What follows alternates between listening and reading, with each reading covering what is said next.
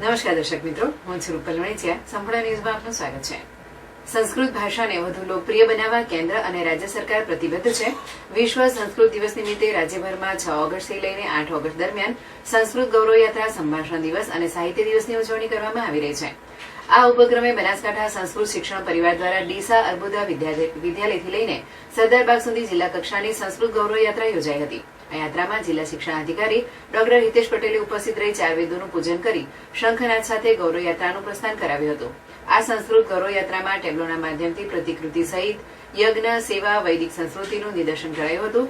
તેમજ વિદ્યાર્થીઓએ યાત્રામાં પૌરાણિક પાત્રો રામ, લક્ષ્મણ, જાનકી, નારદ મુનિ, અર્જુન, શ્રીકૃષ્ણ સહિતની વેશભૂષા ધારણ કરી ભારતીય સંસ્કૃતિના પાત્રોને તાદશ કર્યા હતા.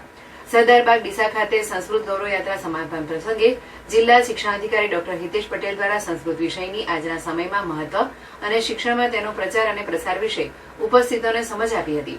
તદુપરાંત વિદ્યાર્થીઓએ બેનર્સના માધ્યમથી સંસ્કૃત ભાષા સરળ ભાષા, સત્યમ શિવમ સુંદરમ, રાષ્ટ્રની આત્મા સંસ્કૃત ભાષા, બહુજન હિતાય બહુજન સુખાય, જીવનનું સૌંદર્ય સંસ્કૃત છે વગેરે સૂત્રોના માધ્યમથી જ્યાં સંસ્કૃત ત્યાં સંસ્કૃતિનો સંદેશો આપ્યો હતો.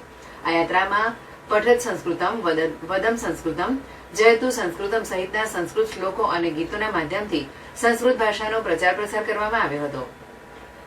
આ ગૌરવ યાત્રામાં વિવિધ શાળાઓના આચાર્યો, સંસ્કૃત અધ્યાપન કરાતા શિક્ષકો, સ્વયં શિક્ષકો સહિત બહોળી સંખ્યામાં વિદ્યાર્થીઓ ઉપસ્થિત રહ્યા હતા.